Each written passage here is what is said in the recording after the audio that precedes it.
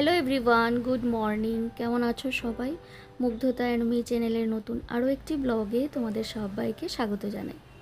আশা করছি যে যেখান থেকে আজকে আমার এই ভিডিওটি দেখছো তোমরা সবাই খুব ভালো আছো এবং সুস্থ আছো, এবং আমরাও খুব ভালো আছি। আর আজকে হচ্ছে শনিবার, ঘড়িতে বাজে সকাল বলবো না, দুপুরই বলি, দুপুর ওই 12টা মতো।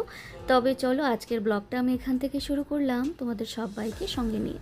আশা রাখছি তোমাদের একটু হলেও ভালো লাগবে। আজকে হচ্ছে আমার বাড়িতে পুজোর আজকে চতুর্থ দিন, মানে গণেশ চতুর্থীর আজকে চতুর্থ দিন। তো আজকে ভাবলাম যে ঠাকুরকে আমি একটু অন্ন ভোগ বানিয়ে দেব, মানে খিচুড়ি ভোগ বানাবো। খিচুড়ি থাকবে, তার সঙ্গে একটু 5 রকম ভাজা আর একটা সবজি থাকবে, আর তার সঙ্গে একটু পায়েস। তো সেটারই কিন্তু আমি প্রস্তুতি শুরু করে দিয়েছি। আর আমি এই তো তোমরা দেখতেই পারছো যে আমার কিন্তু ওদিকে পায়েসটা ওদিকে হয়ে গেছে অলরেডি, আর 5 রকম ভাজাও কিন্তু হয়ে গেছে। আর আমার বরমশাই এইদিকে বসে বসে কিন্তু সমস্ত, মানে যে একটা সবজি হবে সেই সমস্ত সবজিগুলো কিন্তু আমাকে বসে বসে ও আমাকে কেটে দিয়েছে। মাম্মামকে আজকে আমি স্কুলে পাঠিয়ে দিয়েছি, তো ভাবলাম যে বাড়িতে থেকে তো লাভ নেই, তার চেয়ে ভালো যে ও স্কুলে যাক। তো ওকে স্কুলে পাঠিয়ে দিয়ে তারপর বাড়িতে এসে টুকিটাকি কাজ সেরে, স্নান সেরে কিন্তু আমার বাড়ির পুজো দেওয়া শেষ। আর এই তো এখন ভোগটা হয়ে গেলেই না, তারপর কিন্তু আমি আমার গণপতিকেও ভোগটা লাগিয়ে দেব। আর ভোগটা হয়ে গেলে তারপর পুজো করে তারপর ভোগ লাগিয়ে দেব। আর দেখবে এরকম খিচুড়ি টিচুড়ি বানাতে কিন্তু অনেকটাই সময় লাগে। আর যদিও আমার হাজব্যান্ড আমাকে হাতে হাতে অনেক কিছুই করে দিয়েছে, এগিয়ে দিয়েছে। আর আমি যখন সকালে স্কুলে গিয়েছিলাম মাম্মামকে স্কুলে দিতে, তো স্কুল থেকে আসার পথেই না আমি এই সমস্ত টুকিটাকি জিনিস কিনে এনেছিলাম। তো মানে যেমন ধরো খিচুড়িতে এই ধরো ওই ফোড়ন দেওয়ার জন্য একটু শুকনো লঙ্কা, 5 ফোড়ন, তারপর তেজপাতা ও আমার হাজব্যান্ড আগে এনে দিয়েছিল। আর সবজি তো ছিলই বাড়িতে, আগে থেকে এনে রাখা ছিল। তারপরেও কিন্তু ও একটু আগে গিয়েছিল বাজারে, তো সেখান থেকেও কয়েকটা মানে সবজি, যেমন ধরো একটু পালং শাক, বাঁধাকপি, বিনস, এই ধরনের সবজিগুলো আমাকে এনে দিল। আর যেহেতু আজকে আমি ঠাকুরের জন্য ভোগটা বানাচ্ছি, তো কোনো কিছুই কিন্তু মানে আমি আমার রান্নাঘরের জিনিস থেকে কোনো কিছুই আমি ইউজ করছি না। আমি যখন সকালে স্কুলে গিয়েছিলাম মাম্মামকে দিতে, তো ওখান থেকে আসার পথে টুকিটাকি ওই যে যেমন ধরো ওই হলুদ গুঁড়োর প্যাকেট, জিরের গুঁড়ো, শুকনো লঙ্কা, তারপর 5 ফোড়ন, সব কিছুই কিন্তু এনেছিলাম মনে করে করে যে কি কি লাগবে। আর বাকি তার চেয়ে আরও জিনিস তো বাড়িতেই ছিল, হাজব্যান্ড এনে রেখেছিল, যেহেতু জানতাম আগে থেকেই যে আমি খিচুড়ি ভোগ বানিয়ে দেব ঠাকুরকে। তো সব কিছু কিন্তু আগে থেকেই আনা ছিল, তো যেটুকু যা ছিল না সেটাই কিন্তু আমি নিয়ে এসেছিলাম। তো দেখো আমার কিন্তু অলমোস্ট এদিকে হয়েও গেছে খিচুড়ি, আর ওদিকে কিন্তু আমার একটা সবজিও হয়ে গেছে। পায়েসটা তো আগেই হয়ে গেছে, সবার আগে আমি পায়েসটা বানিয়েছিলাম। আর 5 রকম ভাজাও কিন্তু আমার হয়ে গেছে। ভাজার মধ্যে বেগুন ভাজা, আলু ভাজা, ঢেঁড়স, তারপর গাজর, কোয়াশ ভাজা, মানে ওগুলোই ছিল। আর এই তো এখন আমি ঠাকুরের জন্য ভোগটাকে বেড়ে নেব, তারপর গিয়ে বসবো আমি পুজোতে। আর এখন জানো তো বন্ধুরা, ঘড়িতে বাজে ওই দুপুর 1টা থেকে 1:30টার মতো। আজকে অনেকটাই দেরি হয়ে গেল ঠাকুরকে ভোগ লাগাতে, তো কিছু করার নেই। আর এই যে দেখো আজকে হাজব্যান্ড আরেকটা সুন্দর দেখে একটু পদ্ম ফুল এনে দিল, তো ভাবলাম এই পদ্ম ফুলটা আজকে আমি ঠাকুরের কাছে দেব। আর আগের যেটা পদ্ম ফুল দেওয়া ছিল সেটা কিন্তু আমি সরিয়ে দিয়েছি।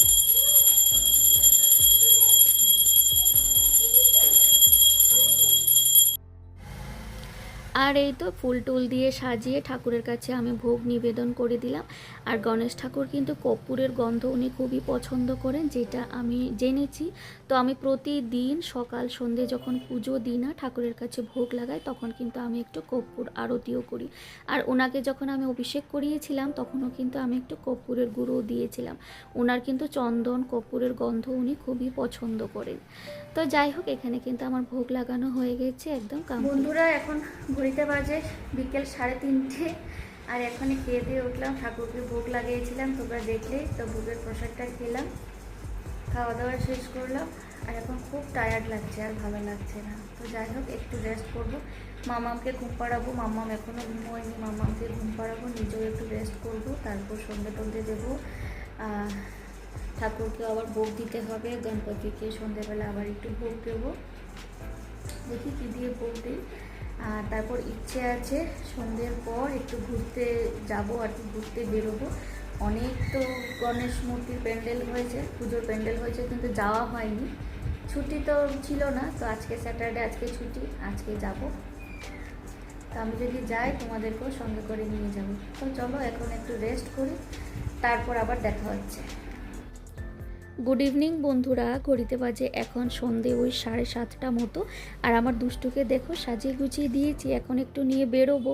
আর ওনার তো একটু ভিডিও করা বা ছবি তোলা উনি একদমই পছন্দ করেন না।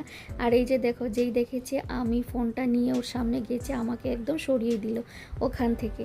তো যাই হোক, তিনজনে মিলে এখন সেজে গুজে বেরিয়ে পড়লাম। আর সামনে যা ঠাকুর হয়েছে, প্যান্ডেল হয়েছে, সেগুলোই যাব একটু দেখতে।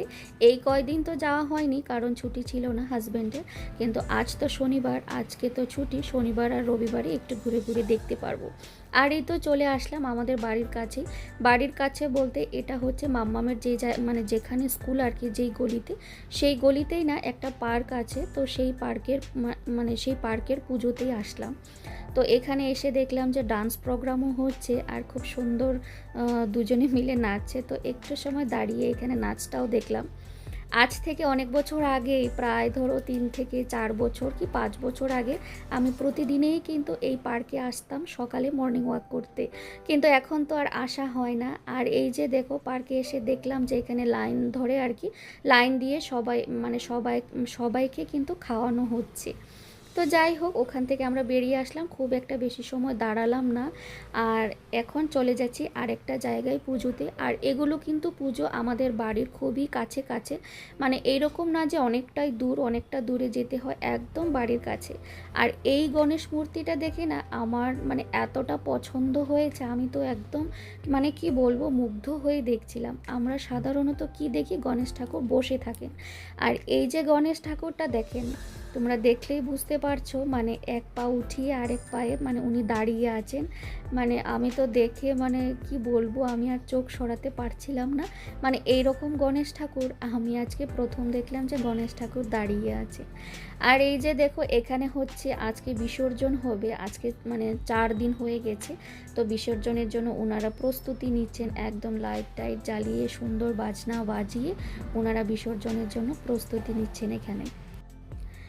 তো বন্ধুরা, এখন চলে আসলাম আরেক জায়গায়। আর এই গণেশ মূর্তিটাও একটু অন্যরকম দেখতে। আর আমার মাম্মাম তো যেখানেই যাচ্ছে সব জায়গাতে তো দেখছে ও চেয়ার রাখা, আর প্রত্যেকটা চেয়ারে বসতে চাইছে। আর এত শান্ত হয়ে চুপচাপ বসে আছে যে আর কি বলবো। আর নিজেও তো বসছে, আমাদেরকেও বলছে যে একটু বসো। কিন্তু আমাদের অ্যাপার্টমেন্টে যখন পুজো হচ্ছিল, তখন যখন ওকে আমি বলতাম যে চুপচাপ বসে থাকো, তখন কিন্তু ও বসতো না এক জায়গাতে।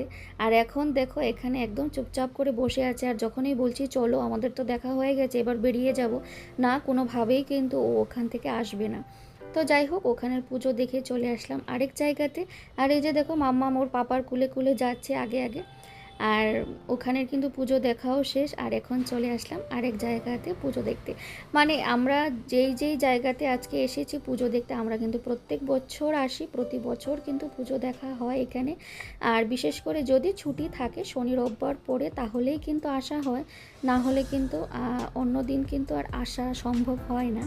একা একা তো আর আমার পক্ষে আসা একদমই সম্ভব নয়। আর এই যে দেখো, এখানেও যে এই যে মানে প্যান্ডেলটা, ডেকোরেশনটা, লাইটিংটা আমার খুবই সুন্দর লাগলো, কিন্তু মন্দিরে ঢোকার রাস্তাটা এতটাই ছোট, আর কি বলবো। তো যাই হোক, পুজো দেখে না একদম ঘোরাঘুরি করে চলে আসলাম বাড়ি। আর আমাদের অ্যাপার্টমেন্টে পুজোটাও হয়ে গেছিলো, তো সেখানে একটু বসে সেখান থেকে প্রসাদও নিয়ে আসলাম।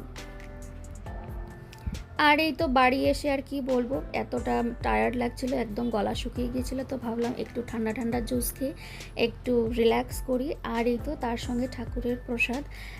তবে চলো, আজকে প্রসাদ খেতে খেতে ভিডিওটা এখানেই শেষ করব। আবার আসবো নতুন কোনো ভিডিওর সঙ্গে। ততক্ষণের জন্য তোমরা সবাই খুব ভালো থেকো, সুস্থ থেকো। আর আমার ভিডিওটা ভালো লাগলে একটা লাইক করে দিও।